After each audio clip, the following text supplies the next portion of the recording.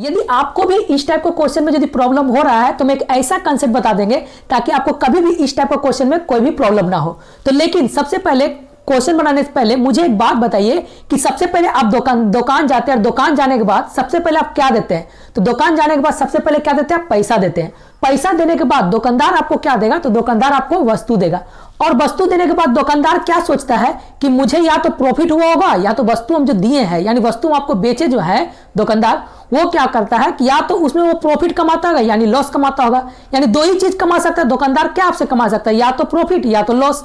तो सबसे पहले देखिए ये तो समझ में आ चुका है। क्या बोले कि दुकानदार सबसे पहले दुकान में जाने पर क्या मुझे देते हैं? तो पैसा देते हैं। इसके बाद हमको वस्तु मिलता है और वस्तु मिलने के बाद दुकानदार जो सोचता है कि दुकानदार कि मुझे या तो प्रॉफिट हुआ होगा या तो लॉस हुआ होगा। तो अब देखिए ये यदि लाइन समझ में आ चुका है तो आप क्वेश्चन भी आपका आराम से बन जाएगा। तो देखिए क्वेश्चन बोला कि 1 रुपया में एक व्यक्ति है जो 1 रुपया में 12 टॉफी बेचने पर उसे 20% का हानि होता है।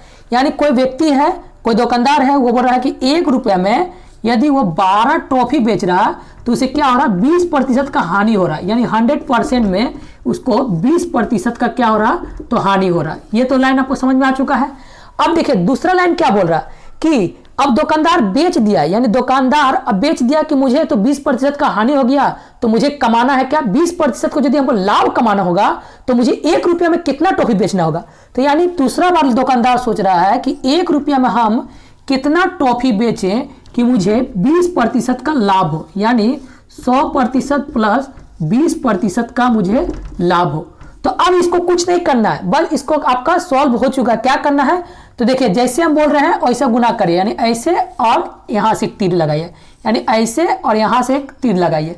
तो आपको आया क्या? समथिंग एक कैंची बन गया। देखिए आपको कैंची बन रहा है तो कैंची तरीका से आप अपना लगा सकते हैं। यानी 1 गुना 12 गुना क्या हो गया? तो 100 माइनस 20 हुआ 80।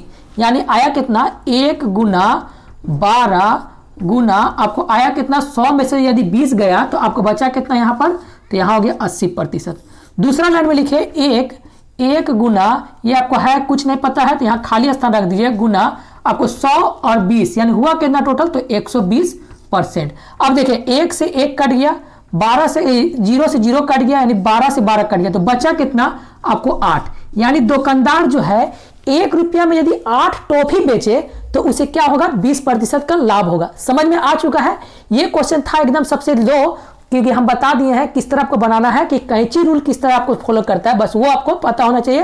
क्या बोले कि जब भी दुकानदार जब दुकान जाते हैं तो उसमें क्या सबसे पहले देते हैं? तो पैसा देते हैं और पैसा देने के बाद मुझे वो वस्तु मिलता है और वस्तु मिलने के बाद दुकानदार सोचता है कि मुझे क्या इसमें प्रॉफिट हो रहा है कि लॉस हो रहा है। तो चलिए 1-2 और क्वेश्चन इस टाइप को बना लेते हैं ताकि आपको और बढ़िया से कंसेप्ट क्लियर हो जाए। तो इस बार क्वेश्चन बोल रहा है आपको कि एक फेरी वाला 1 रुपया में 5 नींबू बेचने पर उसे 40% का क्या होता है? तो लाभ हो रहा है। कोई फेरी वाला है जिसमें से नींबू बेचने आया, आपको घर आया नींबू बेचने के लिए, तो बोल रहा है कि 1 रुपया में 5 नींबू बेचता है। तो पैसा की जगह क्या लिखना है? तो पैसा लिखना है। वस्तु कितना दे रहा है? तो वस्तु दे रहा है 5 पीस नींबू और उसको बोल रहा है क्या? 1 रुपया में 5 पीस नींबू बेचता है तो इसे क्या हो रहा है? 40% का क्या हो रहा है? तो प्रॉफिट हो रहा है। तो यानी डायरेक्ट हम लिख सकते हैं 40% का प्रॉफिट, यानी 140% उसको मिला होगा। समझ में आ चुका है किस तरह लिखना है कि 40% का प्रॉफिट यानी 100 प्लस 40 हुआ कितना? 140।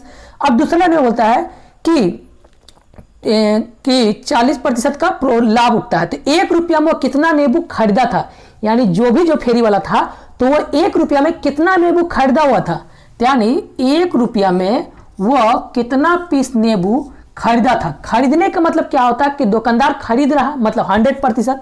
तो खरीदने का मतलब हो गया इसका दुकानदार का 100% का मान कितना होगा। तो बस इसको कुछ ना, फिर कैंची लगा लीजिए। कैंची लगाने तो आपको आ चुका होगा, इस तरह का कैंची लगाइए। लगाने के बाद आया कितना? तो 1 गुना खाली स्थान गुना 100, यानी 1 गुना खाली स्थान गुना आपको आ गया ये 100, बटा में ये आ गया क्या? तो 1 गुना 5 गुना ये हो गया 140। यानी 1 0 से 1 0 कट गया, 5 से काटेंगे 5 दूनी 10, 2 से काटते 7, यानी 1 रुपया में वो 7 नींबू खरीद के लेके आया होगा।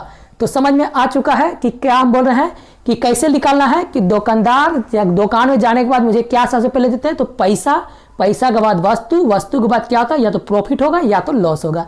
समझ में आ चुका है। तो एक और लास्ट क्वेश्चन बना देते हैं ताकि और आपका बढ़िया से क्लियर हो जाए। तो इस बार क्वेश्चन बोल रहा है कि 40 रुपये में 45 आम बेचने पर एक व्यक्ति को बोल रहा है कि 20% का हानि होता है। तो यानी कोई व्यक्ति है जो आम विक्रय करने वाला व्यक्ति है और वो बोल रहा है कि 40 रुपये में हम 45 आम बेचेंगे।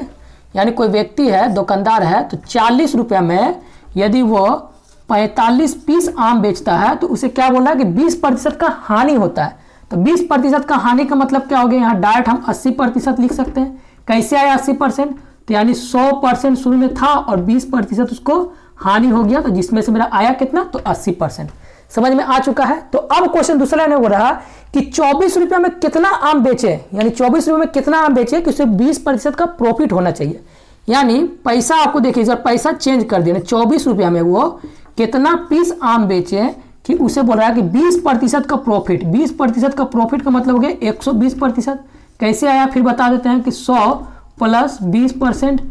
समझ में आ चुका है। तो 80 आ गया आपको 120।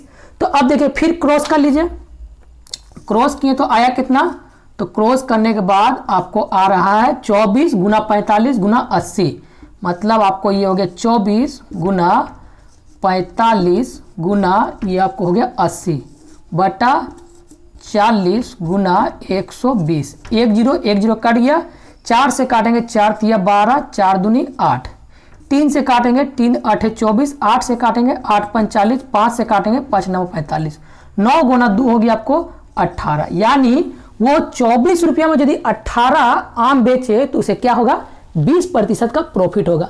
समझ में आ चुका कि इस टाइप का क्वेश्चन हमेशा आपको रिपीट किया जाता है, हर एग्जाम में पूछा जाता है, चाहे वो कोई भी एग्जाम हो, चाहे एमटीएस हो, चाहे सीजीएल हो, चाहे ग्रुप डी हो, चाहे एनटीपीसी हो।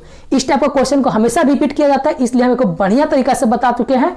और दूसरा जो क्वेश्चन है उसको आप खुद बनाइए और खुद बोलिए कि इसका आंसर कितना आएगा।